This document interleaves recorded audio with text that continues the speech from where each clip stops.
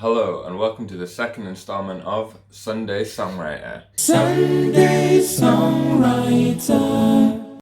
So before we get started, let me tell you a little bit about what it is that I'm doing. Every fortnight I'll be covering a song from an artist that has had a big impact on my career as a musician and songwriter. I will then follow up the cover with an original song that I have written. This will be in the style of the artist that I covered the week before. My aim is to obtain a deeper understanding of what it is that makes my favourite songs sound so great. I'll then incorporate these techniques and mannerisms into my own songs. So, without further ado, let's get started. This week's Sunday Songwriter is Paul McCartney. Paul McCartney is one of the most successful songwriters of all time, and in my opinion, is probably the best pop songwriter ever.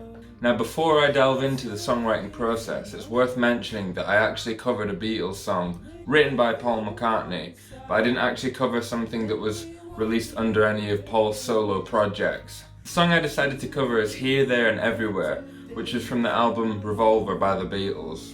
The song is credited to Lennon-McCartney, but it was actually written by Paul McCartney. It's actually one of the only times that John Lennon has complimented Paul on his songwriting. I decided to choose it because it is one of my favourite Beatles songs. So let's take a quick look at the Beatles and then focus on Paul as a songwriter. I may do a separate video for each Beatle, but for now I'm just focusing on Paul. Although the Beatles were only active for a relatively short time, releasing music over a 10-year period. Just to put that into context, it took Tool 13 years to release one album. Of course both are very different and it's difficult to compare, but just to give you an idea of time frame, the Beatles pretty much reinvented pop music with just about each album they were releasing.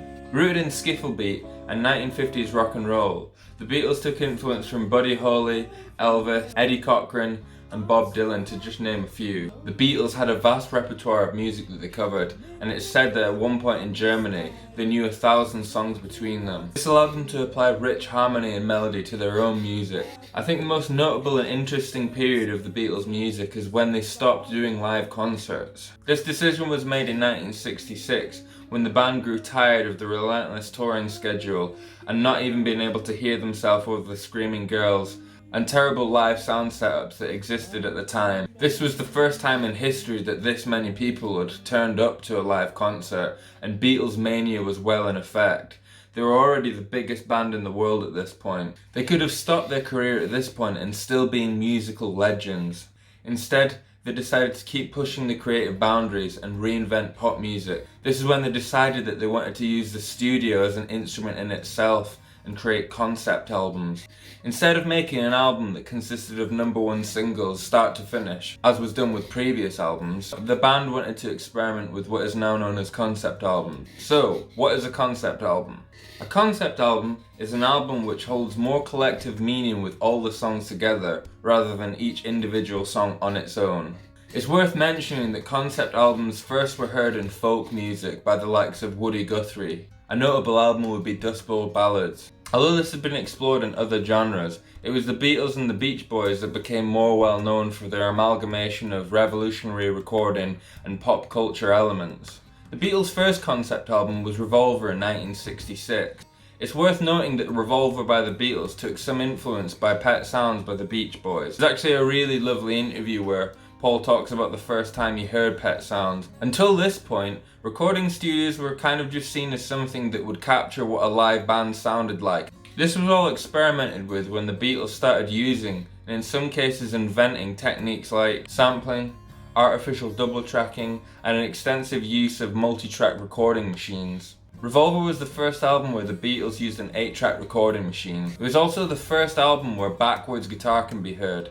This was done by playing something on the guitar and then rewinding the tape backwards, something that influenced Jimi Hendrix's stuff a lot. A good example of this would be Castles Made of Sand. The album was actually inspired by psychedelics, namely LSD, which the Beatles started experimenting with in the summer of '65. This was first introduced when Paul McCartney and George Harrison were spiked with LSD by a friend, John Riley. He was actually a dentist, which means he probably should have known better, but fair enough. It seemed to lead to some pretty great music. The influence of psychedelics on Revolver are quite obvious due to the concept being extremely dreamlike. The soundscape is like that of a trip itself. As I mentioned before, the song I decided to cover was Here, There and Everywhere. So the song was recorded on an 8-track, and to my ear, it sounds like there was 2 tracks for the drums, 2 tracks for the lead vocals panned left and right, 2 tracks for the one guitar part panned left and right to make it sound a bit bigger in the stereo field because of the small nuances and mistakes, 1 mic for the 3-part harmony, and 1 for Paul's bass. I actually assumed that because there was 2 tracks for the guitar and 2 tracks for the lead vocals, which were both the same part, they would have just recorded the same thing twice. But this was actually done by artificial double tracking. The Beatles started using this because John Lennon didn't want to sing the same thing twice. Apparently he was just a busy guy or something, I don't know. But I don't actually have any plugins to do this, as I just have stock Logic stuff. So I just recorded the same thing twice and tried to do a bit of a lazier version on one of the tracks. The Beatles were not known to record with a metronome, which is actually really impressive when you think about it. They have a few songs that even change time signature, so just think about how tight they were. I know a lot of people don't really actually appreciate how good Ringo is of a drummer, but for me he was just perfect for the Beatles. His fills were just amazing and everything just seems to complement the song perfectly. I genuinely think he's just as non-interchangeable as the other 3 members.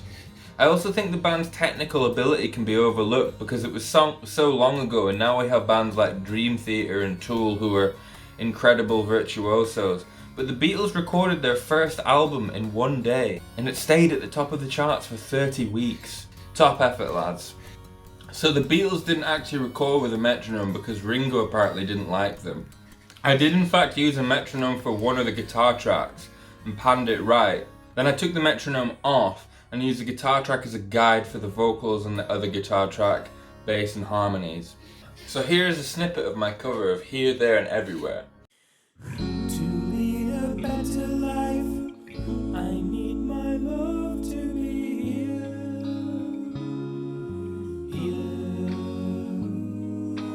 making each day of the year,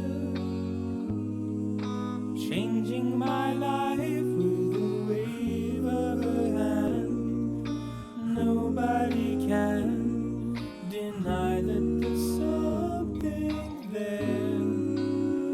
I will be there. The chord progression in this song is very interesting and classic Paul McCartney. The home key of the song is G major, but its relative minor, E, and its parallel minor, G, as well as its relative major, B flat major, are explored and make important appearances. So it's not long into the song until we're introduced to this B flat sound, which is the flat third in the key of G. The chord is also a half diminished triad, which is kind of cool. The bridge then hits us again with that B flat major chord, which is kind of a throw off and could be described as a deceptive cadence. We then go to the G minor chord, which is the parallel minor, and gives the song a dash of melancholia that you're just not quite expecting. The change is extremely tasteful and wouldn't be possible with that B flat, as it would just sound too out of place. This is why it's introduced so early on in the song. It kind of lets our ear get used to it a slight bit, and it's then in our subconscious. I tried to take some of this on board from my original song Better Days,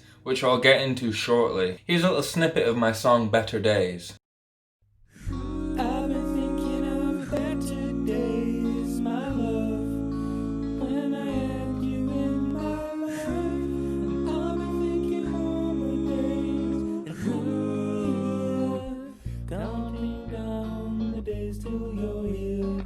I'm thinking of brighter days when our love had blue skies so clear. And lately I've been I ended up recording the song with the same setup and arrangement as Here, There and Everywhere to keep the authentic sound.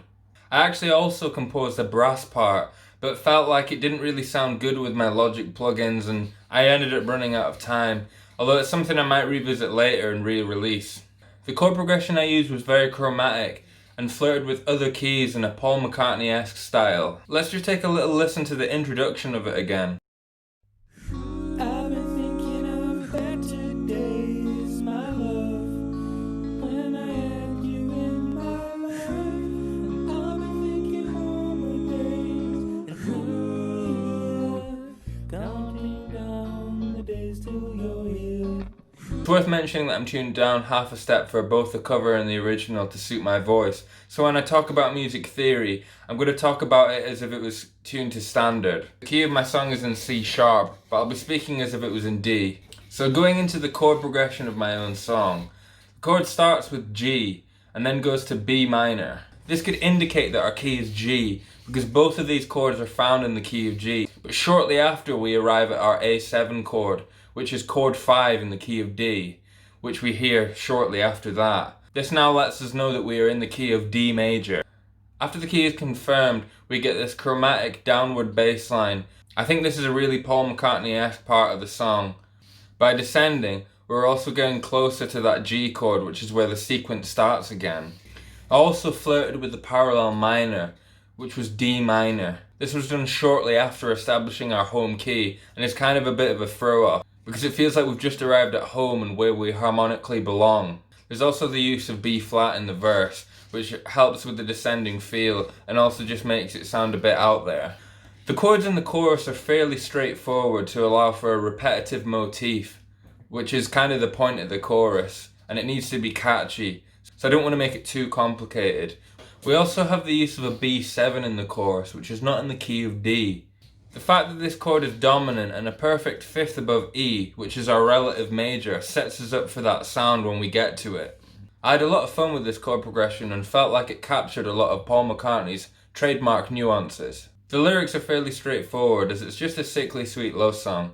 Paul McCartney was often referred to as the Granny's Beatle, and I think this was because he was more known for writing the love songs that everyone enjoyed. When I did hit a chord that sounded a bit melancholy, I'd usually darken the story and give it a bit of a melancholy twinge. I hope this video has been interesting and insightful, and I had a lot of fun making it.